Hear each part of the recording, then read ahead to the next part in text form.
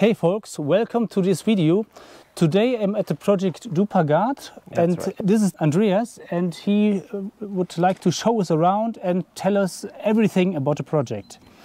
Yeah, it's nice to have you here and thanks for having me on the channel. This is my project Dupa Gard. I run it together with my wife Joanna. She's from this valley here in the Carpathian Mountains in Transylvania. It's a beautiful landscape and I'm happy to have you here and to have you here. So yeah, let's take a look. Perfect, let's go. Yeah, so this is the newest part of our project. We just established it last year. This is a little campsite for people who don't want to go up the hill, where we have the heart of our project. And we have two glamping yurtas, two tiny houses back there, a nice camping space here. And yeah, it's all connected to permaculture, but the center of our permaculture work is actually up there. So this is a new, and you can I can visit you with my camper and yes, you can come with your tent, with your camper, or rent one of our places we have here. Campsite, like a campsite. Yeah, it is. What's here for the campers? Pool, shower. Well, it's not like 5 stars luxury here. It's very natural camping. So yeah, we have beautiful night sky. That's the stars we have to offer. You see the Milky Way, and it's simple. So we have a cold shower only. We have a compost toilet because it fits the permaculture concept. And yeah, lots of space to make hikes. We have several nice rounds here to go. We've got a natural reservation, Scarița Belioara. It's amazingly beautiful. So there's a lot to do on the outside, for, yes. like hiking. Yeah, you won't get bored here. Okay, and it's a really nice village. I was here one day before, and it's really cool. Yes, also a cultural experience. And if you come here, I really recommend you also taste the food. Food here is really good. That's really, really good.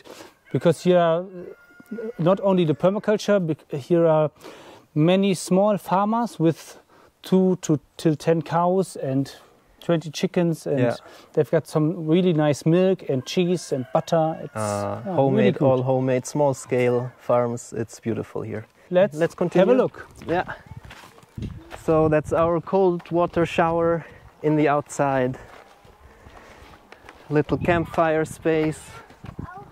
That's for the campers, no? Yes, it's all for the campers. Yeah. And these nice houses.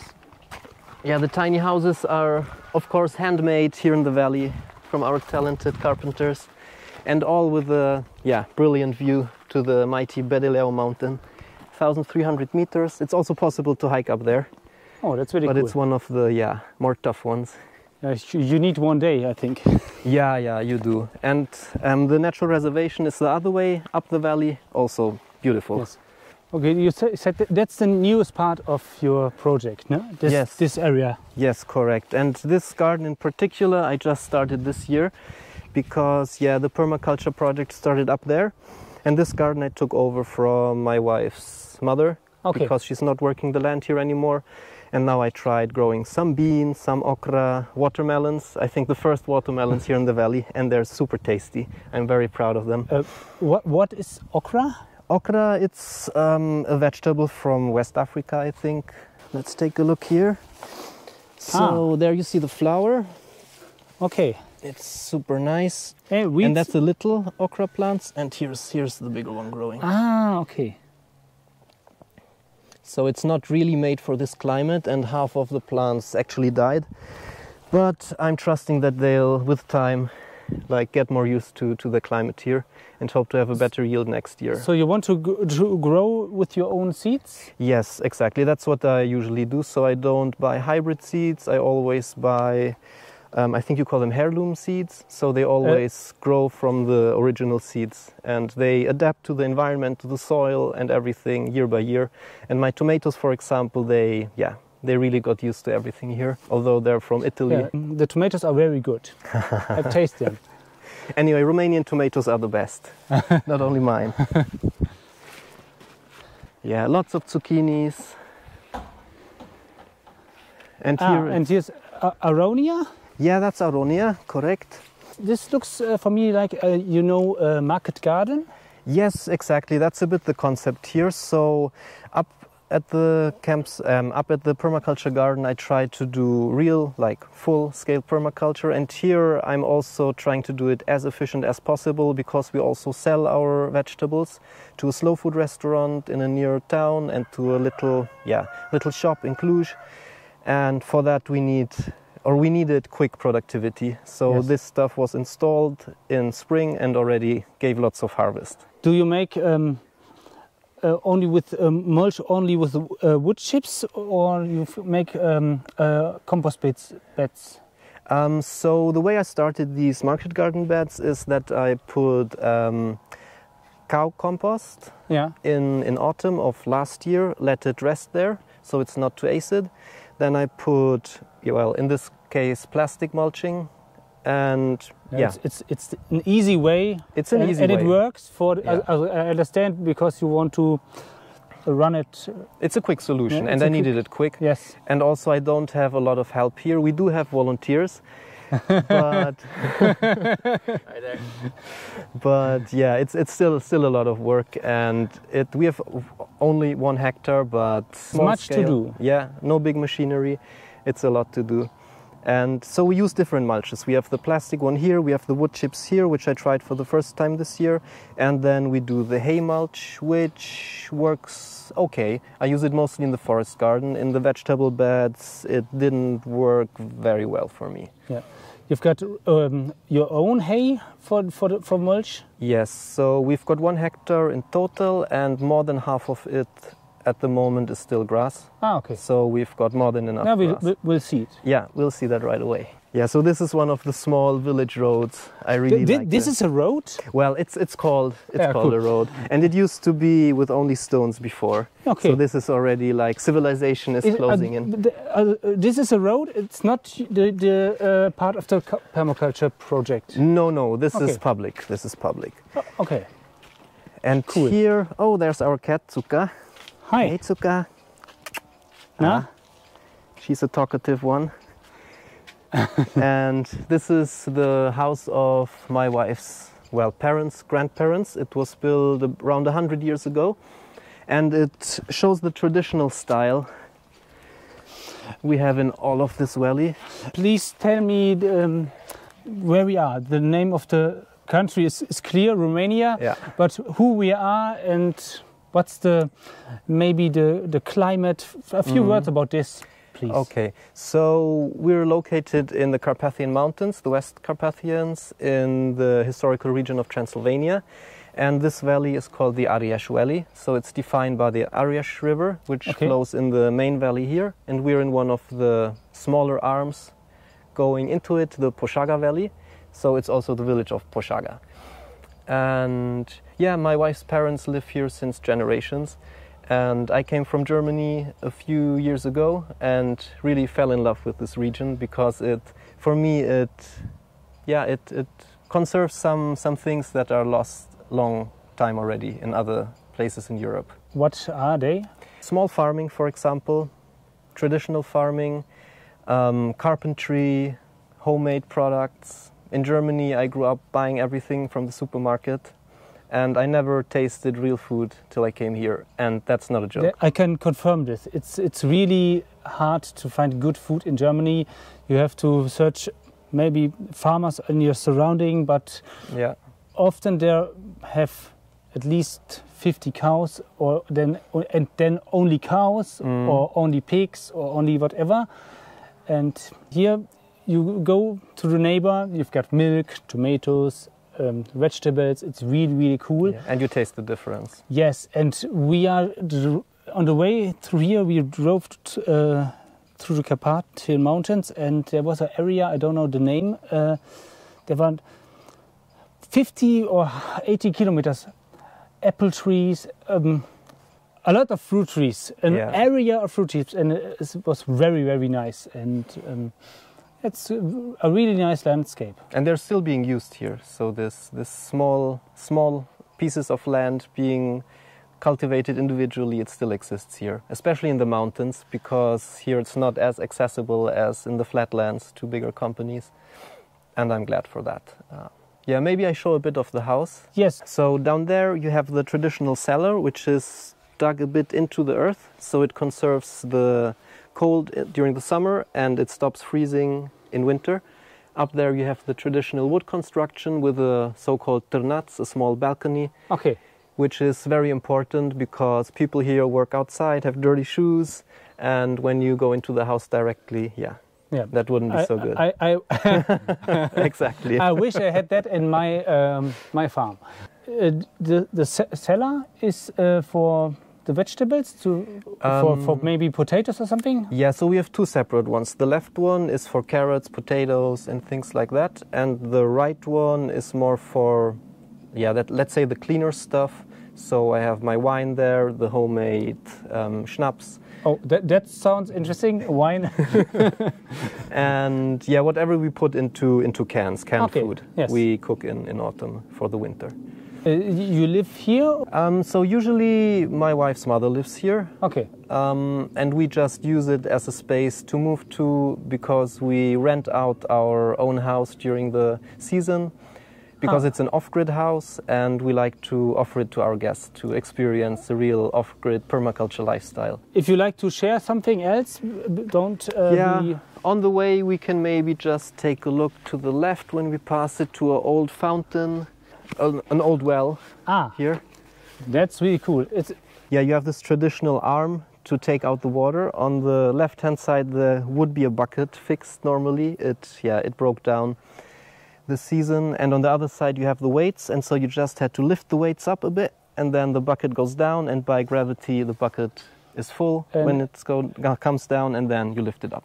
It's an easy way for fresh water. And it's drinking water. Yeah, it's drinking water. It's super pure, and even in times of severe drought, this one still works. And I know you don't believe me, but this grass was cut just 2 weeks ago. It's incredible. 2 weeks? Yeah.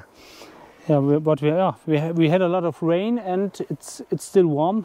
And yeah, it was a very rainy summer, which is not very typical. So it's only the second summer I've seen here this wet. We had lots of dry summers actually the last years. And yeah, the rain helps with everything growing.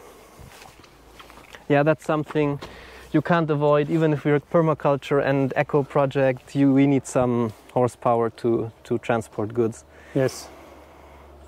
It really helps. It's like a tractor, no? With the trailer and... Yeah, exactly. It's for work.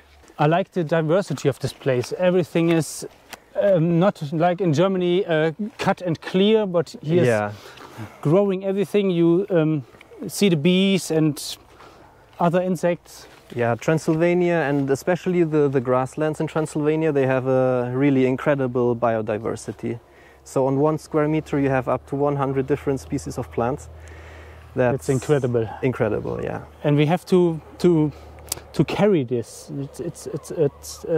I think Romania, the farms and the land use often, not everywhere, but often is a gift.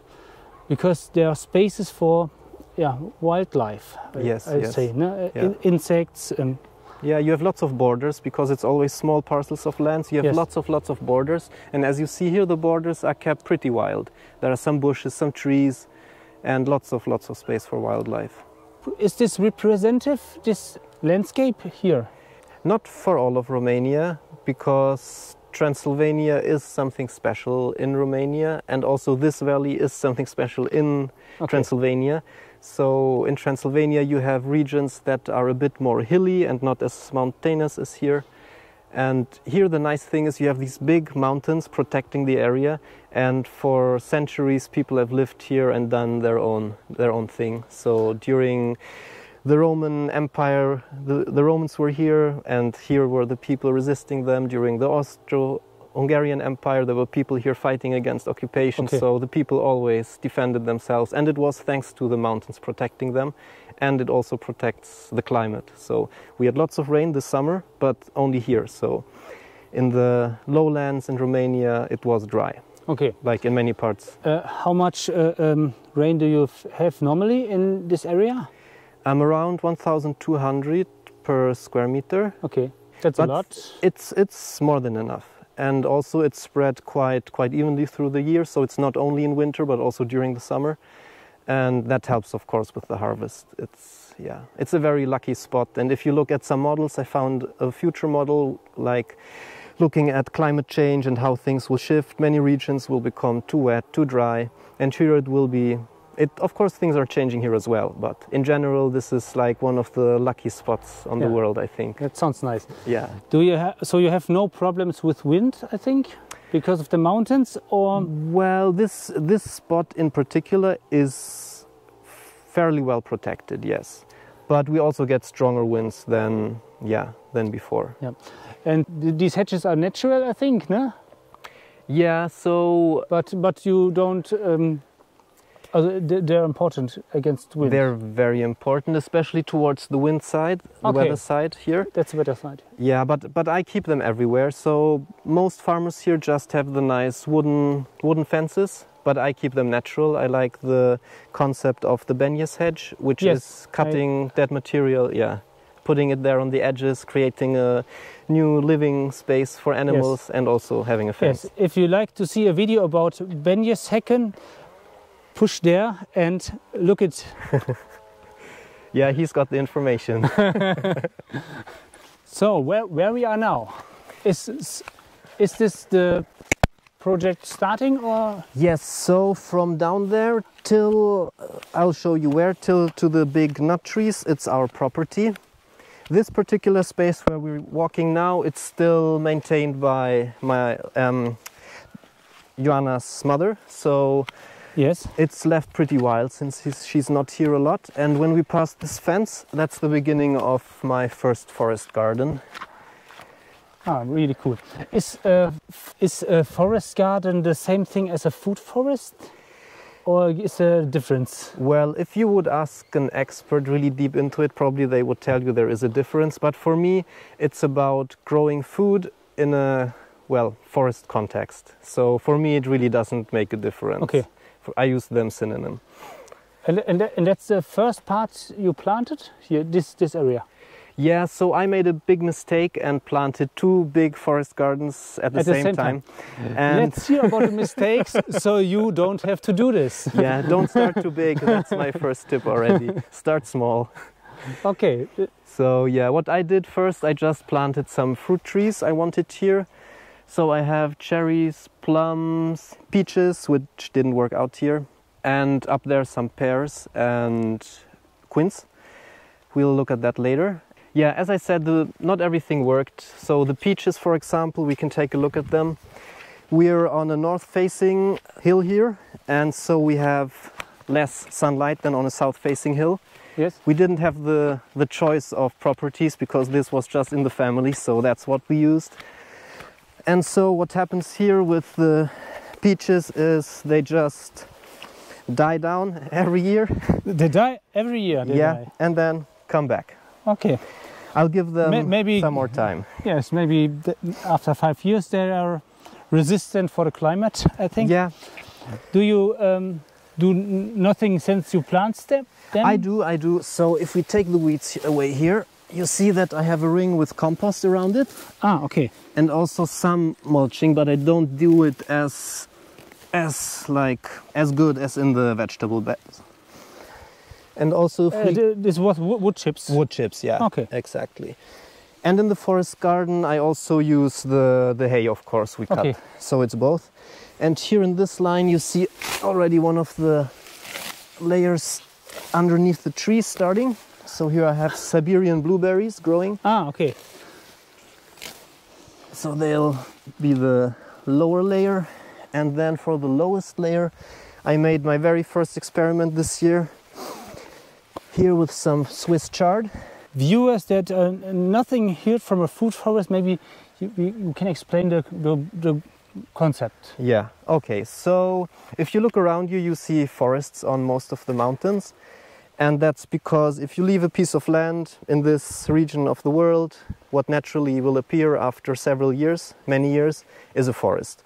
And a forest is a system that sustains itself, protects the soil, and presents a good living space for many animals. And we're trying to recreate this forest here, but in a way that we as humans also profit from it. So I put the fruit trees here I put the bushes, the berry bushes here I want, and then at some point I'll also put more vegetables in here, which will have the benefit that at some point when the forest is old enough, I won't have to water, I don't have to add any nutrients, it will all be a self-supporting system. That's a general idea. Okay, I thought about a food forest, and I think you will have an idea. If you don't have an idea, hit the bell now. There's a video coming about a food forest. Oh, interesting. I'll hit the bell.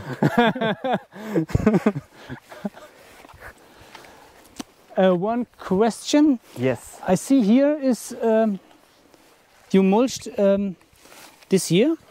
Yes. And here is a ring outside. I've seen this technique sometimes. Can you tell me about this? Why do you mulch on the plant roots? So I don't go directly here to the stem because it keeps it wet and it creates the opportunity for fungi to develop. Okay. So I never go directly there, which of course comes with the disadvantage that you do have to do some weeding now and then around here because you still want to have enough light and air traveling here. But it's manageable, especially with volunteers. And we are in August. Will you mulch this year one time again, or maybe? That's a good question. I'm not sure. Not sure. It really depends how high everything will go. Because the middle layer that we see a few minutes ago, it was covered by grass. This looks very good. Yeah. But I think both it wouldn't hurt. But I think I just won't have the time to mow everything. Okay. So I think what I'll do is just to do some manual weeding around the plants. And that we are on the point again. Don't start too big. I've made the same mistake, so I can say it. Yeah, even bigger. Yeah, maybe a little more small steps. Yeah, even a balcony can be a beginning. Yes, that's true. If you live in the city, you can do it also.